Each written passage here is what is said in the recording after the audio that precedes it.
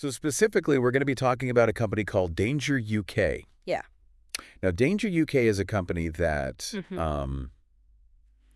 makes graphics for motocross bikes. Yes. And Kind of like yeah, the look of the whole sport. yeah, it kind of Yeah. they revolutionized the sport in a lot of ways. They really did. Yeah. It's amazing how they took something as seemingly simple as motocross graphics and built a whole brand, even a culture around it. And we're not just talking stickers here, but a whole identity that motocross riders really connected with. Yeah, the sources you sent over were really interesting. A lot of good stuff in there. Yeah, they painted a really good picture of the motocross scene back in the 80s, like when this company got its start. Yeah. And like the Wild West. Yeah, it was like this raw energy and passion. Oh, yeah. You know, people just really into it. Yeah. But then you look at the bikes and they're just kind of bland. Yeah. Visually, you know. Yeah, visually things were pretty basic. Yeah. You know, riders back then were using simple stickers and decals that just couldn't handle the mud, the dust, and the rain. Yeah, and all that. Of a typical motocross race. The wear and tear. Yeah.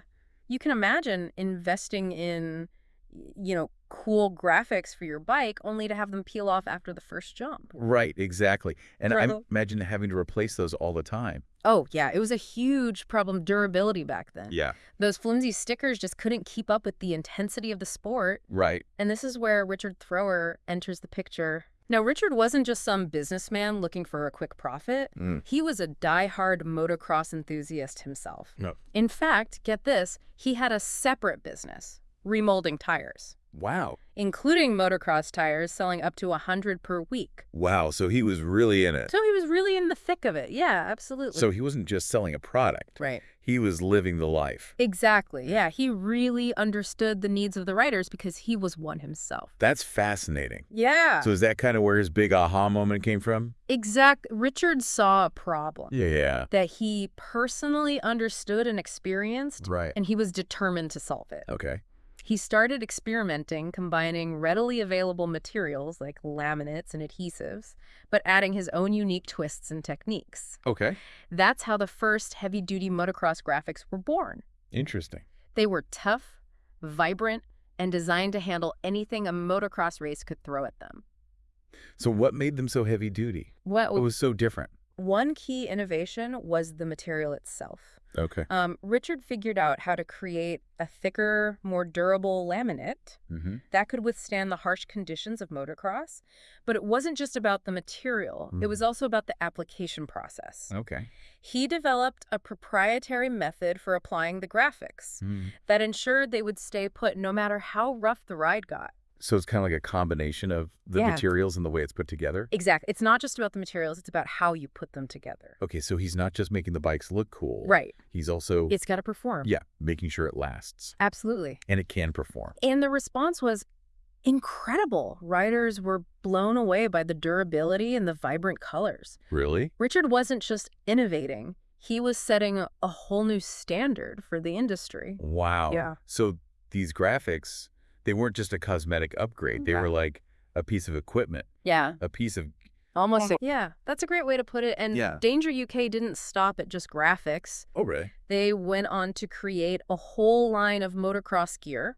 Okay. From seat covers to racewear and even hoodies, tapping into the holistic needs of their customer base. So they were really going all in. Yeah. They really understood that motocross was more than just a sport. Yeah. It was a lifestyle. A lifestyle. And they wanted to be a part of that whole lifestyle. That's cool. And this is where I think it gets really interesting. Okay. They had this... this tricked out race transporter. Yeah. That functioned as like a mobile graphics lab. Yes. This was one of the coolest things about Danger UK. I mean, it's such a cool idea. Yeah. Imagine this. You're a rider at a race and you need some fresh graphics for your bike. Yeah.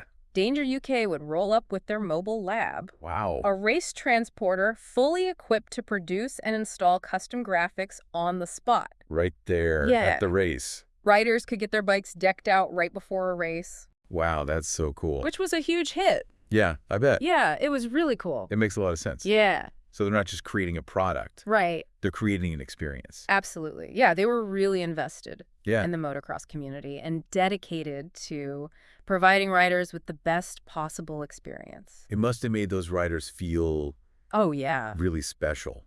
Absolutely. To have that kind of... It showed that they cared, you know? Yeah. They weren't just some faceless corporation. They were right there in the trenches with the riders. Yeah. Did they ever think about going into other markets? It's a good question. Like car wraps or signage or something? The sources I've seen suggest that Richard and his team were very aware of those other markets, but they made a conscious decision to stay focused. Interesting. On motocross, they believed that by specializing, they could become the absolute best in their chosen field. So by saying no to these other opportunities, yeah, they actually opened up more doors. For themselves. Yeah, I allowed them to constantly innovate and push the boundaries of what was possible with motocross graphics. That's really cool. Yeah. And this brings us to another fascinating aspect of Dangeruk. Oh, okay. Their customer-centric approach. What do you mean? They were one of the first companies to implement 247 AI-powered customer support. Seriously. I know, right? 24/7 AI. Back then, this was unheard of. That's amazing. I know, in a time when most companies were still figuring out email. Yeah. Dangeruk was already embracing cutting-edge technology. Wow. To ensure riders could get help anytime, anywhere. That's incredible. So they were ahead of their time. Yeah, they were way ahead of the curve. In pretty much every way. In terms of both product innovation and customer service. Yeah, so I guess that explains why they were so successful. It really does start to paint a picture of why Dangeruk became such a success story. How did this impact the wider motocross world? That's a great question. You know, did other brands take notice? And it's one we'll delve into next time. Okay. We'll explore how Dangeruk's success shaped the motocross industry. Okay. Inspired competition. Okay. It ultimately helped elevate the sport to new heights. Awesome. I can't wait. Yeah. This is going to be good. Sounds like we've got a lot more to uncover. We do. Right. All right. Welcome back to our deep dive into the world of Dangeruk. Last time we were talking about how Richard, you know, saw a problem in motocross. Yeah. Those stickers and decals just weren't cutting it for riders. Nope. And he comes up with this solution. Yeah. Heavy-duty graphics. Pretty much created a whole new market. It's one thing to identify a problem. Right. But they come up with a solution that really resonates with people. Yeah. Like they did. Something else. What do you think was the key? Well, I think it goes beyond just solving that practical problem, you know? Okay. Richard really understood the culture, the spirit of motocross. You know, he saw how graphics could be more than just stickers. Yeah. You know, they could be a way for riders to express their personality, their style, you know, their individuality. So it was about tapping into that emotional side, too. Absolutely. Yeah. Not just function, but fashion and self-expression. Yeah. And you got to remember, this was the 1980s. Right. Motocross was still kind of finding its identity as a mainstream sport. Yeah. You know, Dangeruk's graphics, I think, helped give it a visual edge. A coolness factor that really resonated with writers and fans. But it was a risk, too, wasn't it? Oh, absolutely. Yeah, then. Yeah, I mean, launching a business focused solely on motocross graphics back then, that was a risk. A niche within a niche. Yeah, you could say that. It took a lot of courage and conviction. For sure, a lot of people probably thought he was crazy. Pushing forward. And you see that drive in so many aspects of the company. Yeah, for sure. Like the mobile graphics lab.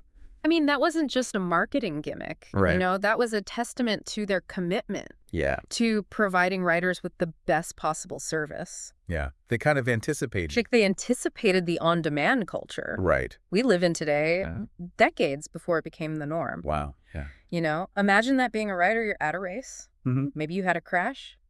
Maybe you just want a fresh new look for your bike. Yeah. And boom, Dangeruk rolls up. Right there. With their mobile lab. Ready to go. Ready to create custom graphics on the spot.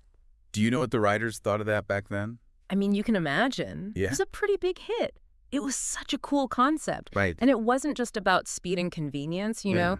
Richard was obsessed with quality.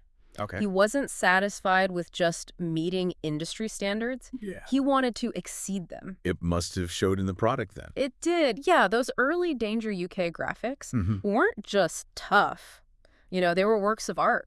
Really? Bold colors, intricate designs.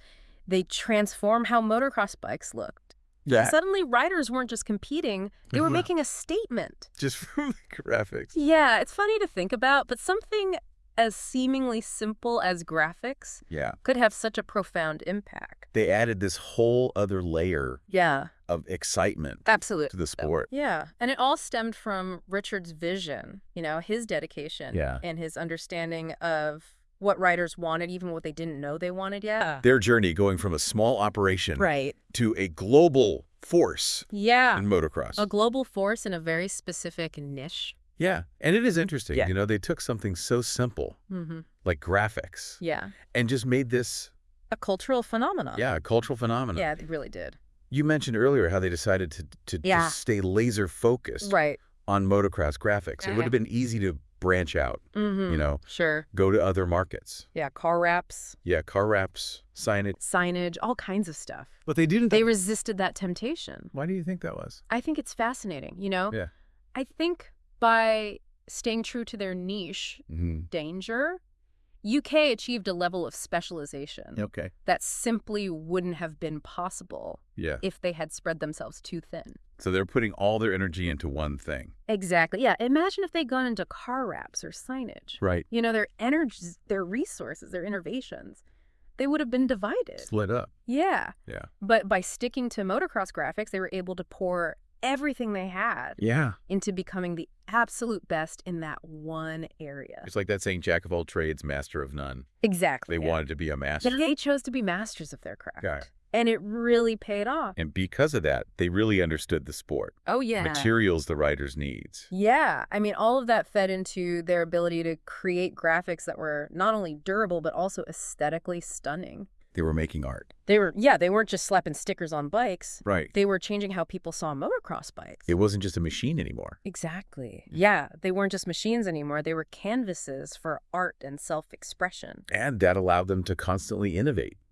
For sure. Yeah, they were always pushing the boundaries. Yeah, always experimenting with new materials and techniques. Always trying to improve. Yeah, all in the pursuit of creating the ultimate motocross graphic. What about the impact on the motocross community? I think it was huge. Danger UK didn't just create products. Right. They created a culture. They empowered riders to express their individuality, to make their bikes an extension of their personality. Right. And that, in turn, helped elevate the sport as a whole. Okay.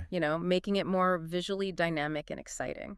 It's interesting, just listening to you talk about Danger UK. Yeah. It's making me think about how these principles like specialization, innovation, customer focus, these things. Yeah, these aren't just limited to motocross. Right. It could apply to anything. Absolutely. Whether you're an entrepreneur or an artist or just someone with a side project you're passionate about. Yeah. There's a lot to be learned from Danger UK's story. Find your niche. Hone your craft. Yeah. Never stop innovating. You might be surprised at what you can achieve. And don't underestimate the power of community. That's a good point. Danger UK built their success on that connection with the riders. Yeah, they really understood their customers. Find your tribe. Listen to their needs. Build something together. You never know. You might just revolutionize an industry yourself. Like Richard did. Exactly. It's amazing to think that one company, driven by passion for this niche sport, could have such a lasting impact. Yeah, it's really inspiring. So that brings our deep dive into the world of Danger UK to a close. I hope everybody enjoyed it. I hope you enjoy the ride as much as we have. There's definitely a lot to take away from this story. So until next time. Yeah. Keep exploring, keep learning. Keep pushing the boundaries. And keep pushing the boundaries of what's possible. See you next time. See ya.